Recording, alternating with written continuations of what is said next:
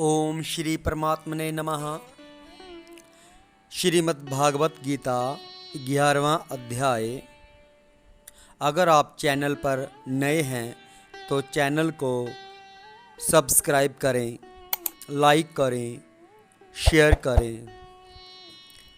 इस अध्याय में अर्जुन भगवान श्री कृष्ण का दिव्य रूप देखना चाहते हैं। भगवान अर्जुन को दिव्य दृष्टि देकर उसको अपना दिव्य रूप दिखाते हैं। इस अध्याय में उसी दिव्य रूप का वर्णन किया गया है। अर्जुन का भगवान से निवेदन और भगवान की स्तुति के श्लोक, भगवान की अर्जुन पर कृपा का आश्वासन, ये सब इस अध्याय में बताया गया है। अर्जुन केशव से विनती करते हैं। अर्जुन बोले, मुझ पर अनुग्रह करने के लिए आपने जो परम गोपनीय अध्यात्म विषयक वचन अर्थात उपदेश कहा, उससे मेरा यह अज्ञान नष्ट हो गया। क्योंकि हे कमल नेत्र, मैंने आपसे भूतों की उत्पत्ति और प्रलय विस्तार पूर्वक सुने हैं तथा आपकी अविनाशी महिमा भी सुनी है। हे परमेश्वर, आप अपने को जैसा कहते हैं यह ठीक ऐसा ही है, परंतु हे पुरुषोत्तम, आपके ज्ञान, ऐश्वर्य, शक्ति, बल, वीर्य और तेज से युक्त ऐश्वर्य रूप को मैं प्रत्यक्ष देखना चाहता हूँ। हे प्रभु, यदि मेरे द्वारा आपका वह रूप देखा जाना शक्य है, ऐसा आप मानते हैं, तो हे योगेश्वर, उस अविनाशी स्वरूप का मुझे दर्शन कराइए। श्री भगवान बोले, हे पार्थ, अब तू मेरे सैकड़ों हजारों नाना प्रकार के और नाना वर्ण तथा नाना आकृति वाले अलौकिक रूपों को देख। हे भरतवंशी अर्जुन, तू मुझ में आदित्यों को अर्थात अदिति के 12 पुत्रों को, 8 वसुओं को, 11 रुद्रों को, दोनों अश्विनी कुमारों को और 49 मरुदगणों को देख तथा और भी बहुत से पहले न देखे हुए आश्चर्यमय रूपों को देख। हे अर्जुन, अब इस शरीर में एक जगह स्थित चराचर सहित संपूर्ण जगत को देख तथा और भी जो कुछ देखना चाहते हो सो देख, परंतु मुझको तू इन अपने प्राकृत नेत्रों द्वारा देखने में निसंदेह समर्थ नहीं है। इसी से मैं तुझे दिव्य अर्थात अलौकिक चक्षु देता हूँ। इससे तू मेरी ईश्वरीय योग शक्ति को देख। संजय बोले, हे राजन, महायोगेश्वर और सब पापों के नाश करने वाले भगवान ने इस प्रकार कहकर उसके पश्चात अर्जुन को परम ऐश्वर्य युक्त दिव्य स्वरूप दिखलाया। अनेक मुख और नेत्रों से युक्त, अनेक अद्भुत दर्शनों वाले, बहुत से दिव्य भूषणों से युक्त और बहुत से दिव्य शस्त्रों को हाथों में उठाए हुए, दिव्य माला और वस्त्रों को धारण किए हुए और दिव्य गंध का सारे शरीर में लेप किए हुए, सब प्रकार के आश्चर्यों से युक्त, सीमा रहित और सब और मुख किए हुए विराट स्वरूप परम देव परमेश्वर को अर्जुन ने देखा। आकाश में 1000 सूर्यों के एक साथ उदय होने से उत्पन्न जो प्रकाश हो, वह भी उस विश्व रूप परमात्मा के प्रकाश के सदृश कदाचित ही हो। पांडुपुत्र अर्जुन ने उस समय अनेक प्रकार से विभक्त अर्थात पृथक पृथक संपूर्ण जगत को देवों के देव श्री कृष्ण भगवान के उस शरीर में एक जगह स्थित देखा।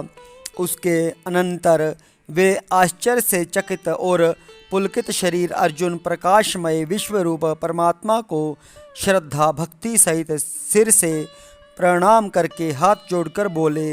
अर्जुन बोले, हे देव, मैं आपके शरीर में संपूर्ण देवों को तथा अनेक भूतों के समुदायों को, कमल के आसन पर विराजित ब्रह्मा को, महादेव को और संपूर्ण ऋषियों को तथा दिव्य सर्पों को देखता हूँ।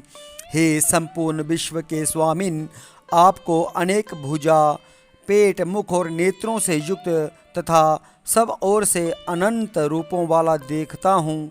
हे विश्वरूप, मैं आपके न अंत को देखता हूँ, न मध्य को और न आदि को ही।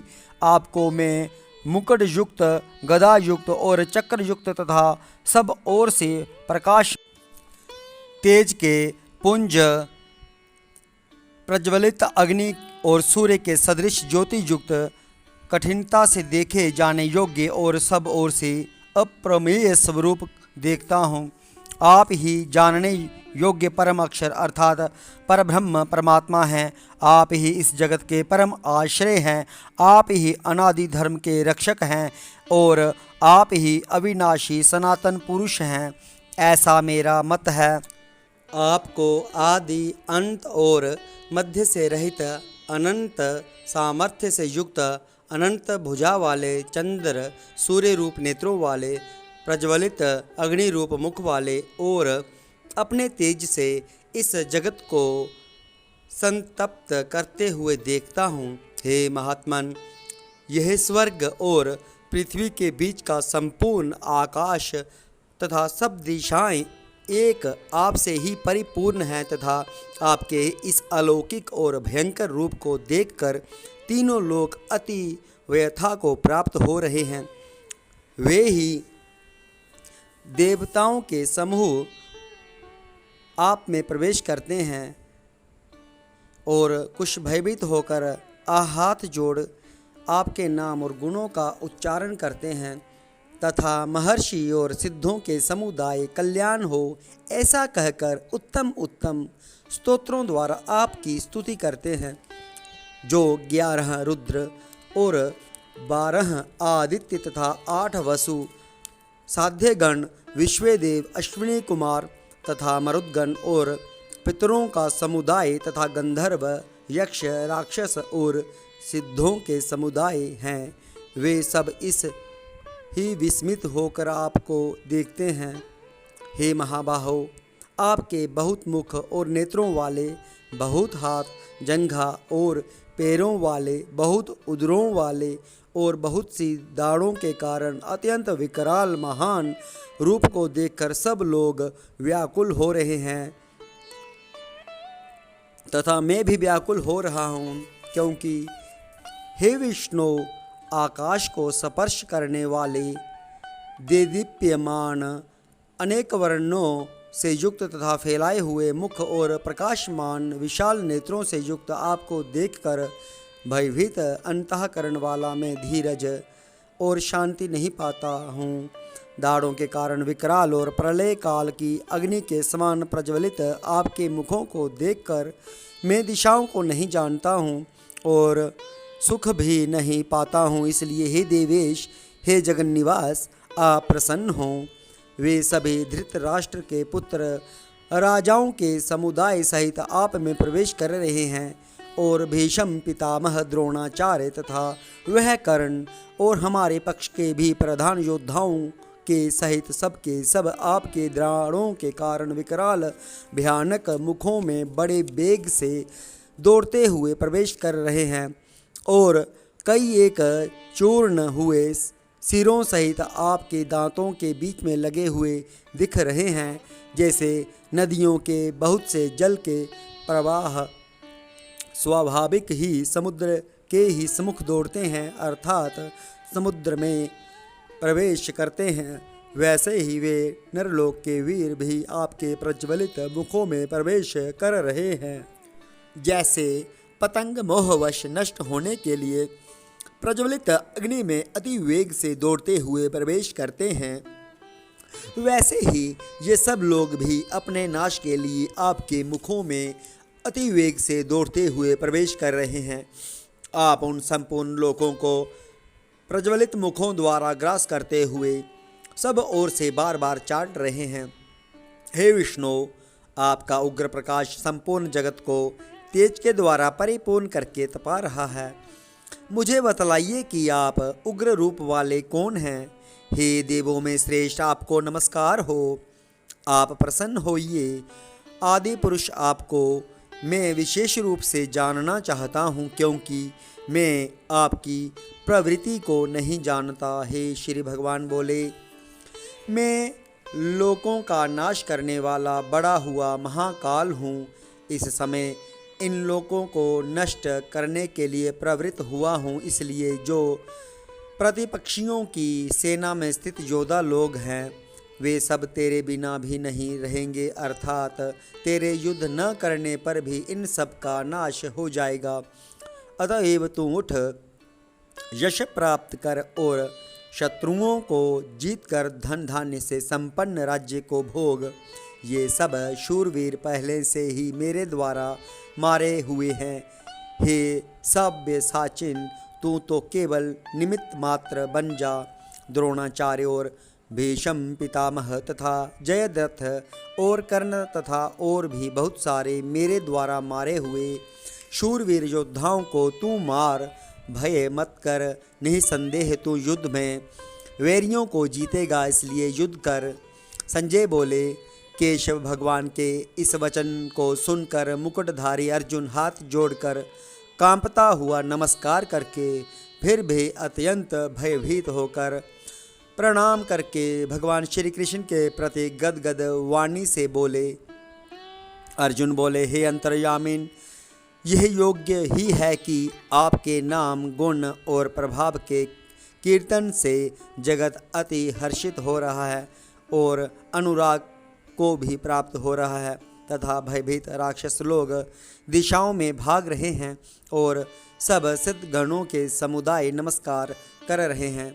हे महात्मन, ब्रह्मा के भी आदिकर्ता और सबसे बड़े आपके लिए वे कैसे नमस्कार न करें, क्योंकि हे अनंत, हे देवेश, हे जगन्निवास, जो सत्य असत्य और उनसे परे अक्षर अर्थात सच्चिदानंद घन ब्रह्म हैं, वह आप ही हैं।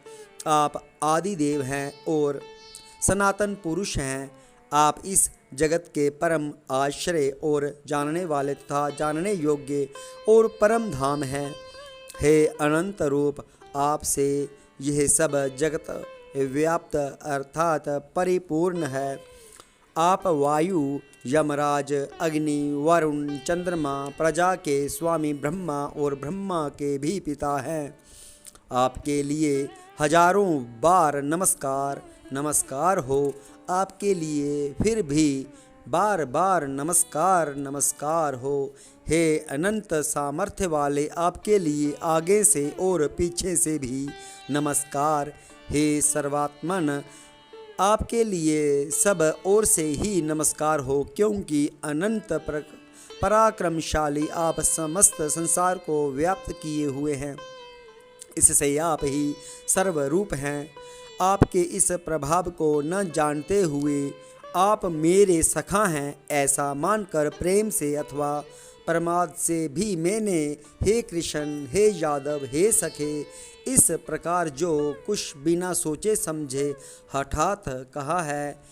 और हे अच्युत, आप जो मेरे द्वारा विनोद के लिए विहार, शय्या, आसन और भोजनादि में अकेले अथवा उन सखाओं के सामने भी अपमानित किए गए हैं, वह सब अपराध अप्रमेय स्वरूप अर्थात अचिंत्य प्रभाव वाले आपसे मैं क्षमा करवाता हूँ। आप इस चराचर जगत के पिता और सबसे बड़े गुरु एवं अति पूजनीय हैं। हे अनुपम प्रभाव वाले, तीनों लोकों में आपके समान भी दूसरा कोई नहीं है, फिर अधिक तो कैसे हो सकता है। अतएव हे प्रभो, मैं शरीर को भली भांति चरणों में निवेदित कर प्रणाम करके स्तुति करने योग्य आप ईश्वर को प्रसन्न होने के लिए प्रार्थना करता हूँ। हे देव, पिता जैसे पुत्र के, सखा जैसे सखा के और पति जैसे प्रियतमा पत्नी के अपराध सहन करते हैं, वैसे ही आप भी मेरे अपराध को सहन करने योग्य हैं। मैं पहले न देखे हुए आपके इस आश्चर्यमय रूप को देखकर हर्षित हो रहा हूँ और मेरा मन भय से अति व्याकुल भी हो रहा है। इसलिए आप उस अपने चतुर्भुज विष्णु रूप को ही मुझे दिखलाइए। हे देवेश, हे जगन्निवास, प्रसन्न होइए। मैं वैसे ही आपको मुकुट धारण किए हुए तथा गदा और चक्र हाथ में लिए हुए देखना चाहता हूँ। इसलिए हे विश्व स्वरूप, हे सहस्रबाहो, आप उसी चतुर्भुज रूप से प्रकट होइए।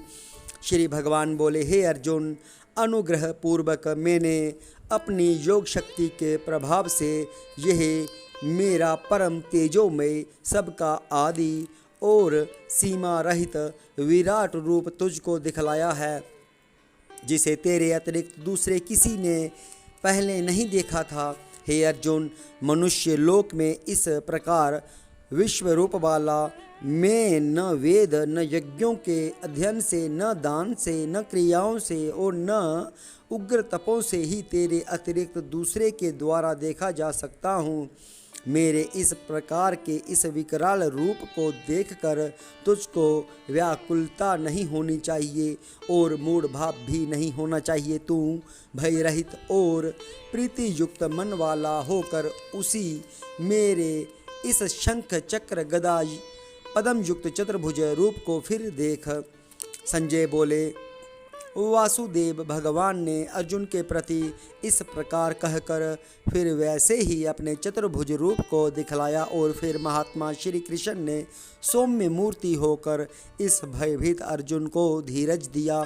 अर्जुन बोले, हे जनार्दन, आपके इस अति शांत मनुष्य रूप को देखकर अब मैं स्थिर चित्त हो गया हूँ और अपनी स्वाभाविक स्थिति को प्राप्त हो गया हूँ।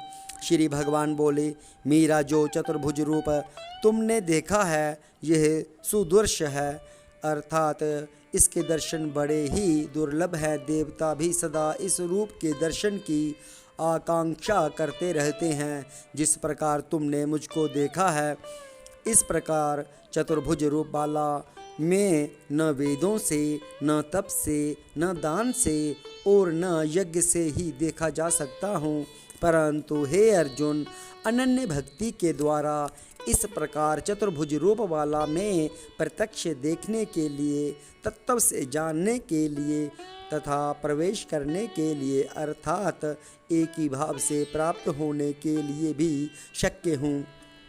हे अर्जुन, जो पुरुष केवल मेरे ही लिए संपूर्ण कर्तव्य कर्मों को करने वाला है, मेरे परायण है, मेरा भक्त है, आसक्ति रहित है और संपूर्ण भूत प्राणियों में वैर भाव से रहित है, वह अनन्य भक्ति युक्त पुरुष मुझको ही प्राप्त होता है।